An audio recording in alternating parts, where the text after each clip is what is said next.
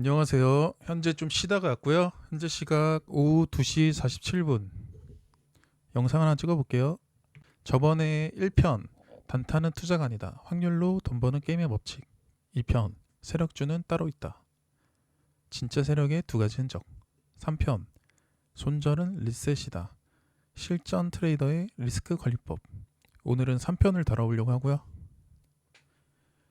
1편, 2편을 안 보고 오신 분들은 한번 보고 와주세요. 요즘 시장 손절을 못해서 고생하는 분들 많으시죠. 버티면 언젠간 올라오더라. 이 말, 단기 트레이더에겐 가장 위험한 말입니다. 오늘 영상에서는 단타와 스윙 매매가 손절이 왜 리스크 관리의 출발점인지, 그리고 손절 이후 다시 들어갈 수 있는 재매수 타이밍까지 논리적으로 정리해드리겠습니다. 1번, 손절의 본질. 손실을 막는 게 아니라 기회를 지키는 것이다. 손절은 돈을 잃지 않기 위한 행위가 아닙니다.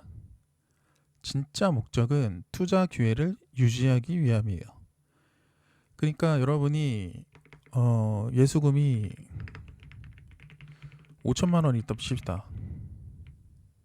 근데 한 종목에 5천만 원 들어갔어요. 근데 올라갈 때 샀는데 떨어지는 거야. 그래서 마이너스 5%가 됐어. 손절을 안 했더니. 그러면은 보통 사람들은 못 팔아요. 그래서 버틴단 말이야. 왜냐하면 버텼더니 다시 올라오더라. 그리고 현재 주도주니까 다시 올라오겠지. 눌림목 구간에서 다시 올라오겠지. 이 생각을 한단 말이죠. 실제로 올라왔던 경우도 많고. 근데 운이 또 나쁘면 안 올라오고 계속 떨어지죠. 마이너스 10%. 그죠? 그럼 5천만 원에서 마이너스 10%면 500만 원 마이너스잖아요. 그죠? 근데 이 종목을 손절을 안 하면 물론 반등 나올 수도 있겠지만 계속 떨어진다고 생각해 봅시다. 그러면 손절 안 하면 다른 종목을 매매를 못 하는 거야. 그러니까 기회비용이 날아간다는 거예요. 그죠? 차라리 손절할 때 빨리 하고 다시 갈 때 다시 사자는 거예요. 예를 들어서 한 종목에 물려서 1개월 동안 돈이 묶이면 그 기간 동안 올라가는 수십 개의 종목들을 놓칩니다. 즉 손절을 늦추면 단순 손실뿐 아니라 시간적인 손실까지 겹칩니다. 그래서 저는 이렇게 정의합니다. 손절은 방어가 아니라 리셋이다. 2번, 손절의 원칙. 기준 없는 손절은 손절이 아니다. 손절의 핵심은 기준입니다. 그 기준은 가격이 아니라 구간으로 잡아야 합니다. 물론 가격으로도 잡긴 해요. 근데 가격보다는 구간이 더 좋다는 얘기예요. 손절 기준 설정 예시 사례를 들어볼게요. 5일선 이탈할 때 단기 상승 추세가 꺾였다는 신호이기도 해요. 그래서 5일선 이탈할 때는 손절하자. 일봉상 5일선이에요. 주가가 올라갈 때는 5일선 타고 쭉쭉 올라갑니다. 그러니까 5일선 위에서는 돌파가 있고 눌림이 있고 종가 비팅이 있고 단기 스윙이 있고 갭 떠서 시가 비팅이 있고 또 돌파 매매가 있고 눌림 매매가 있고 하락에 대한 반등이 있고 다 있어요. 그러다가 5일선을 이탈할 때 이탈하고 나서 이때는 한번 이탈하고 바로 반등이 나왔지만 이때는 이탈하고 반등이 안 나오고 계속 떨어지죠. 이때부터 5일선을 타고 떨어지는 거예요. 그죠? 종가상 5일선을 돌파해줘야지 거기가 변곡점이에요. 얘가 5일선 처음으로 돌파했죠. 종가상. 얘가 변곡점인 거고 이때부터 다시 5일선을 타고 올라가기 시작합니다. 그죠? 그러니까 단기 스윙 할 때 저도 단기 스윙 강의를 몇 개 들었지만 그 사람들은 5일선을 중요하게 봐요. 그러니까 이때 당시에 그냥 차트만 보고 얘를 들어가는 게 아니고 지금 반도체가 시장이 너무 좋고 그리고 로봇 대장주 로보티즈가 현재 역사적 신고가를 가고 있는데 순환해서 슈닐 로봇으로 돈이 들어오지 않을까? 로보티즈가 쉬어가는 타이밍에 슈닐 로봇이 같은 로봇주 안에서 순환해서 올라오지 않을까? 그런 이제 경험치 그런 걸로 진입을 하는 거죠. 그리고 오일선 이탈 안 하면 계속 끌고 가는 거예요. 그죠? 근데 저는 오일선 이탈 여부도 중요하지만 전 캔들 저가 이탈 이것도 중요하게 보거든요. 주가가 올라갈 때는 신기하게 전 캔들의 저가를 훼손하지 않고 올라가요. 이날 기준으로 저가 훼손 안 했죠. 전날의 저가. 이날 기준으로 전날의 저가 훼손 안 하고 이날 기준으로 전날의 저가 훼손 안 하고 하지만 윗꼬리 달고 쭉 내려왔지만 전날의 저가를 훼손 안 해요. 다음날로 바뀌었을 때 내려가면은 전날의 저가 깰 때 변곡점인데 저가를 지켜주고 다시 올라가고 그죠? 갭 떠서 밀리더라도 저가를 올리죠. 그죠? 이때도 저가를 올리고요. 지금 저가를 계속 올리면서 올라가고 있어. 그죠? 근데 오일선 이탈 혹은 정캔들이 저가를 이탈할 때 그때가 저는 매수세가 완전히 무너졌다고 생각을 해요. 이때도 보면 저가 올리면서 올라가다가 이때 그러니까 이 음봉 캔들 다음날 상승이 나왔다가 밀린 거잖아요. 그러면 전날에 저가 깰 때 손절을 했어야 됐죠. 원칙상으로는 아니면은 5일선 이탈할 때 손절하던가. 어떤 느낌인지 알겠죠? 이것만 진짜 알아도 주식이 쉬워요. 근데 이 정도는 다들 아실 거야. 모르는 분들을 위해 알려드리는 거고요. 아시는 분들은 복습 차원에서 한번 들어주세요. 세 번째가 거래량이 급감하면서 음봉 전환. 이게 저는 수급이 빠지는 구간이라고 생각해요. 이때까지만 해도 그때 그나마 거래대금이 존재했죠. 이날 음봉까지만 해도 거래대금 존재했어요. 그죠? 5일선 이탈했다가 반등 나올 때 거래대금 존재했죠. 근데 이날 거래대금이 갑자기 절반 이상으로 줄어들죠.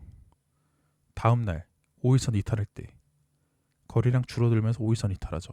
이때가 변곡점이라는 거예요. 그죠? 그러니까 이제 이 세 개를 다 활용하는 거야. 5일선을 잠깐 이탈할 수도 있어요. 잠깐 이탈했다가 다시 반등 나오는 경우도 많아요. 그래서 5일선만 맹신하면 안 돼. 그리고 정캔들 저가 이탈. 정캔들 저가 이탈하고 반등 나오는 경우도 많아요. 그죠? 그래서 5일선이랑 정캔들 저가로만 생각하면 기준을 못 잡아. 어쩔 땐 맞고 어쩔 땐 틀리거든. 근데 거래량 급감까지 추가하고 음봉 전환까지 추가하잖아요. 이 세 개를 다 동시에 교집합으로 보잖아요. 그러면은 변곡점이 보입니다. 여러분이 한번 제 영상을 보고 차트에 한번 대입해 보세요. 최근에 올라갔던 주도주들. 세 번째는 손절 후에 흔한 실수. 다시 오를까봐 못 나가는 심리. 손절을 못 한다는 거죠. 내가 손절했는데 거기에 눌림자리였고 반등 나올까봐. 그죠? 어떤 느낌인지 아시겠죠? 그러니까 사람들은 손절을 실패로 생각하기 때문에 주저합니다. 하지만 시장은 냉정합니다. 손절을 하지 않으면 시장에 내 계좌가 끌려다니게 됩니다. 손절은 나의 통제권을 회복하는 행동이다. 이 문장을 기억하세요. 저도 이 말을 누가 쓰길래 진짜 공감이 많이 돼가지고 가져와 봤고요.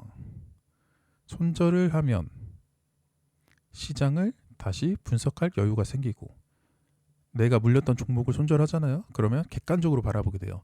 내가 과연 이 타점에 이 종목을 들어갈 것인가. 손절하고 나가면 절대 안 들어갈 것 같거든. 그죠? 들고 있을 땐 이제 기도하는 거예요. 그러니까 들고 있을 때는 아는 거야. 이거 손절 이거 물렸다. 좆됐다 이거. 손절해야 된다. 하면서 물린 금액이 크니까 자기 그릇보다 크니까 손절이 안 나가는 거야. 그래서 기도를 하는 거예요. 아, 제발 올라주라, 올라주라. 올라와 주면은 또 이제 그때까지는 다행인데 올라와 주면 또 다음에 또 문제죠. 그러니까 이 살려준 기억이 결국에는 나중에 몇 배로 더 맞게 돼요. 4번 재매수의 원리. 깨진 자리 다시 돌파할 때 들어가라는 거예요. 그죠? 여러분이 어디 라인을 손절선으로 잡았어요. 근데 그 선을 깨고 내려가. 그러면 일단 손절을 하고요. 어디까지 떨어질지 모르니까. 하지만 깼다가 다시 돌려준다.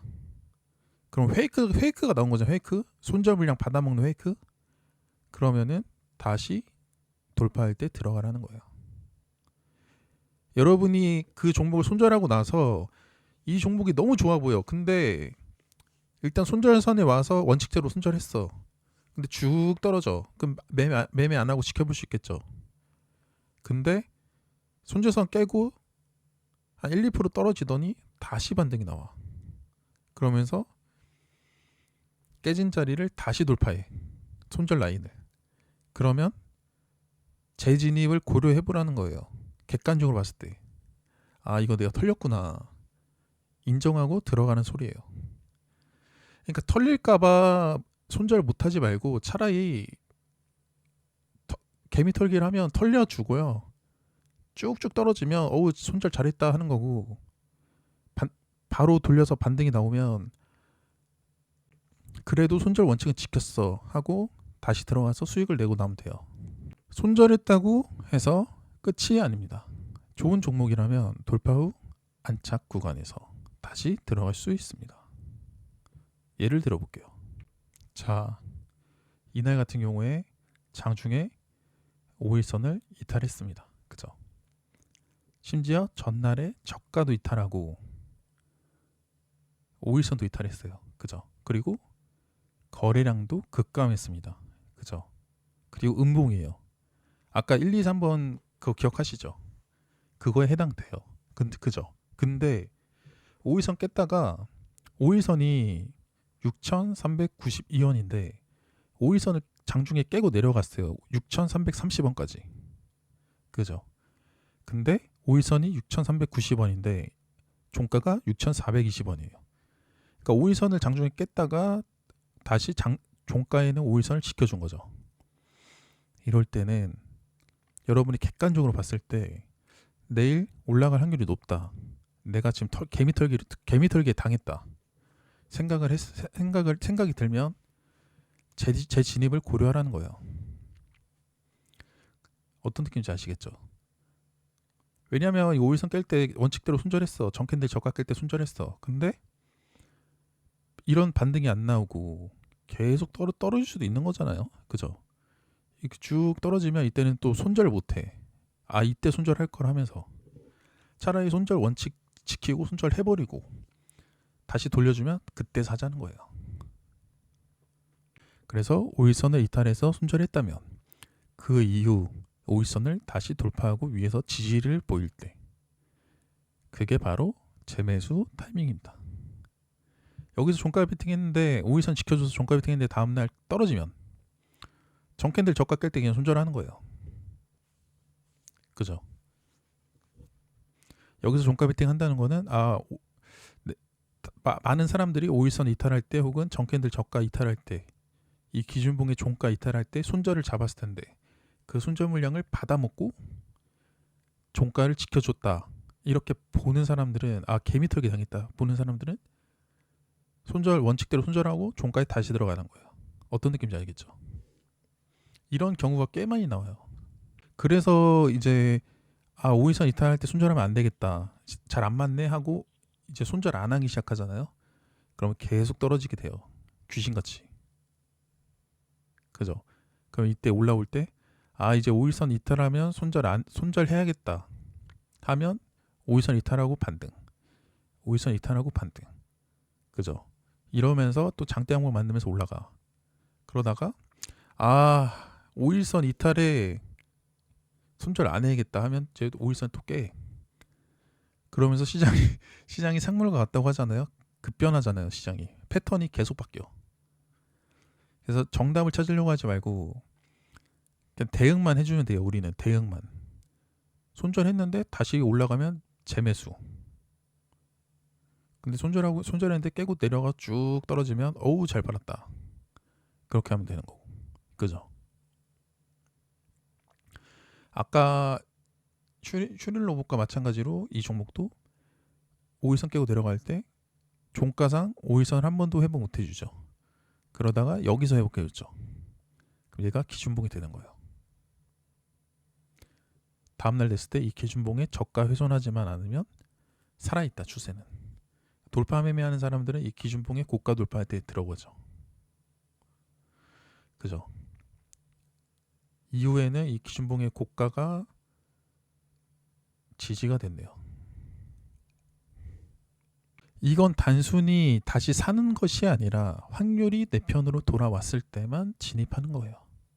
즉 재매수는 복수가 아니라 복귀다. 제가 여러분들한테 알려드렸어요. 재매수하는 거, 그러니까 뇌동매매로 재매수하는 거는 도박이에요. 도박, 복수, 도박. 근데 이런 거를 알고 있는 상태에서 그때 그건가 보다. 천리안이 말한 그건가 보다. 하고 들어가는 거는 복귀죠. 만약에 여기서 들어갔는데 다음날 올라가는 게 아니고 깨고 내려간다. 그럼 전 캔들 저가 깰 때 그냥 손절해버리면 돼. 여기서 페이크가 나온 줄 알았는데 페이크가 아니었네 하고 손절. 손절은 짧잖아요. 수익은 길고. 그죠? 수익은 왜 기냐면 이 고점 대비 고점에서부터 하락에 대한 반등. 보통 이 하락에 대한 절반가까지는 반등이 나오거든요. 절반 돌파하고 올라가는 건 이제 오버슈팅 구간. 얘는 살짝 오버슈팅이 나왔는데 어쨌건 간에 저는 이제 일봉을 볼 때 5일선을 중요하게 생각합니다. 그리고 차트가 정별인가 5일선, 11선, 21선, 61선, 120선 그리고 이 볼린저 밴드 상단의 주가가 움직이는가 하단에서 움직이는가 그거에 따라서 이제 그 종목의 강도를 보죠. 손절과 재매수의 순환 구조, 리스크 관리의 완성. 그러니까 손절과 재매수는 둘이 아니라 하나의 사이클입니다. 이 두 가지가 연결되어야 트레이딩의 시스템이 완성됩니다. 한번 얘기를 해보자면 손절 그리고 재매수 이렇게 얘기를 해볼게요. 손절 같은 경우에는 잘못된 흐름을 차단할 때 쓰는 거죠. 그죠? 그리고 이거는 이제 손실 최소화. 그죠? 그리고 재매수. 추세 복귀 된 거 확인하고 진입하는 거죠. 그죠? 확률상 회복될 가능성에 배팅하는 거예요. 다음날 올라가면 반등 나올 때 익절할 수 있는 거고 다음날 떨어지면 칼같이 손절해야죠. 추세 복귀된 게 아니라 그냥 하락에 대한 반등이 살짝 나온 거구나. 다음날 떨어지면. 근데 다음날 올라가면 여기서 개미털기 한번 했구나. 털렸지만 다시 샀다. 어떤 느낌인지 아시겠죠? 그래서 손절과 재매수를 둘로 보지 말고 하나로 보라 했잖아요. 그래서 이거 하나로 보면 기회 손실을 최소화하는 거예요. 기회비용이라고 하죠. 그리고 지속적으로 운영이 가능하다. 손절을 안 하게 되면 한 종목에 물려서 자금을 뺏기게 돼가지고 기회비용이 날아가잖아요. 그리고 손실도 커지고 그죠? 계속 떨어지면. 근데 손절을 했고 페이크 구간이 나와서 재매수했는데 수익이 난다. 이런 걸 몇 번만 해보면은 이제 느낌이 와요. 제 말로 설명하면 무슨 말인가 할 건데 몇 번만 해보세요. 그래서 이제 단기 스윙하는 사람들이 주가가 그러니까 돈이 들어와서 주가가 첫 상승 파동을 주고 눌리다가 분봉이랑 똑같아요. 눌리다가 다시 위로 땅 튀어주는 봉이 떴을 때, 5일선 돌파봉이 떴을 때 이걸 기준봉으로 보고 매매하는 거예요. 그 리노님 있잖아요. 유튜브 리노님. 구독자 10만 명. 그분이 ABC 스윙 뭐 이런 거 만들었잖아요. 그게 하락을 돌려내는 A가 뜨고 나면 BC는 수익이 나더라. 그거예요, 그거. 그러니까 리노님이 하시는 게 하락하던 주가를 방향을 돌려낼 때 A를 보고 나서부터 매매해도 늦지 않다는 거야.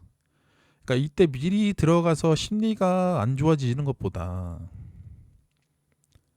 21선에서 반등 나오겠지 하고 미리 들어가는 것보다 주가 떨어질 때 방향 돌려주는 거 보고 나서 들어가도 늦지 않다. 그게 ABC 스윙이에요. ABC 단타. 스윙 안에 단타 있다. 근데 이거를 아직도 이해 못 하시는 분들이 많더라고. 너무 어렵게 생각하면 이해 못 하는데 쉽게 생각해 보세요. 그러면 쉬워요. 손절, 그리고 손절할 때는 원칙 지키고 손절하고 재매수. 추세 복귀된 거 확인하고 진입. 이 사이클을 반복할 수 있는 트레이더가 결국 시장에서 오래 살아났습니다. 이거를 이해 못하고 그냥 손절을 안 해버리고 그러면은 오래 살아남을 수가 없다. 자, 핵심 정리해 볼게요. 손절은 손실 방지가 아니라 리셋의 과정이다. 그죠? 리셋 중요하죠. 두 번째, 손절 기준은 5일선 전 캔들 저가. 저는 이제 전저가라고도 하기도 해요. 전저점, 전저가, 전 캔들 저가 다 같은 말이에요, 저한테는. 그리고 거래량, 급감, 이거를 봅니다. 같은 명확한 구간이 기준이다. 그죠? 세 번째, 재진입은 뭐 재진입, 재매수 다 똑같은 말인데 저한테는 재매수는 깨진 자리를 다시 돌파하고 안착할 때만 진입한다. 여기서 5일선이 얼마라고 했어요? 6,390원. 그죠? 근데 5일선을 깼어요. 장중에 6,330원까지 떨어졌어. 그러면 이제 기계적인 손절 물량을 다 받아낸 거죠. 근데 5일선 위에서 종가가 마감해. 그러면 안착한 거잖아요. 종가상. 그죠? 이럴 때는 종가에 진입할 수 있다. 그러니까 이제 이런데 눌림목에서 들어간 사람들은 5일선 깰 때 버틸 수도 있어요. 하지만 꼭대기에 물린 사람들은 어디다 파냐면 보통 이런 데다 못 팔아요. 못 판 사람들 있잖아요. 떨어질 때 못 판 사람들. 그 사람들은 5일선은 지켜주겠지. 5일선 지켜주겠지. 이 생각을 다 해요. 근데 5일선을 딱 깨잖아요. 그럼 마이너스 10%, 15% 맞고 그냥 손절해버려. 공포에 더 떨어질까봐. 그리고 이런 데서 매매하는 사람들은 또 몰빵 투자를 하기 때문에 물탈 돈도 없어. 그래서 공포에 손절했더니 다음날 귀신같이 올라가는 거야. 그죠? 그래서 비중 베팅은 고수들만 하는 거고 초보들은 비중 베팅을 하면 안 된다. 저는 그렇게 생각합니다. 저도 이제 웬만하면 미수 몰빵 안 해요. 네이버, 삼성전자, SK하이닉스, 뭐 하나오션 그런 애들 아니고서는 미수 몰빵을 안 한다. 저는 이제 매매할 때 저절로 손가락이 1,000만 원에 갖다 대요. 호가창에. 차라리 1,000만 원 찍고 3번, 4번 사는 한에 있어도 그렇게 매매를 한다. 절대 미수 몰빵 투자는 안 한다. 네 번째, 감정이 아니라 확률로 대응해야 시장에서 오래 살아남을 수 있다. 오늘 내용이 도움이 되셨다면 좋아요와 구독, 알림 설정까지 부탁드리고요. 저는 다음 영상에서 더 깊이 있는 이야기로 찾아뵙겠습니다. 감사합니다. 그리고 현재 제가 멤버십 운영하고 있거든요. 멤버십 같은 경우에는 제가 유료 강의 3,000만 원 쓰고 천리안화 시킨 모든 기법을 다뤘습니다. 종목 선정부터 매매, 매수, 매도, 손절 타점까지, 주의사항, 그리고 시장을 보는 방법, 시장에 맞게 매매하기, 그리고 차트에 있는 조건식, 검색식 다 다뤘습니다. 그리고 장 마감하면 관심 종목 정리, 그리고 그날의 주도주 복귀. 주도주를 어디 타점에 샀으면 잘했다. 왜냐하면 저도 모든 종목을 다 매매할 수는 없잖아요. 수익 나면 지키고 마감할 때가 많거든요. 그래서 오후장에 올라온 종목들은 뭐가 올라온지 몰라요. 그렇기 때문에 저도 시장을 복귀하면서 멤버십 분들이랑 같이 여기 타점에 들어갔으면 괜찮았을 것 같아요. 여기는 돌파 타점이고 여기는 눌린 타점입니다. 여기는 종가 베팅 할 만한 자리네요. 이런 것들 다루고 있고요. 그리고 내일 매매 전략까지. 매매 전략 같은 경우에는 현재 시장 트렌드, 2차전지, 로봇, 반도체, 전력, 조선 이런 애들이 있잖아요. 그런 섹터를 하나하나씩 매매 전략을 드리고 있습니다. 지지와 저항부터 진입, 익절, 손절까지. 궁금하신 분들은 한 멤버십 24만 원이면 뽕 뽑고도 남고요. 한번 가입해 보시고요. 저도 30명 듣는 것보다 50명, 100명 듣는 게 더 좋으니까 이렇게 계속 홍보를 하는 겁니다. 영상 시청해 주셔서 감사합니다.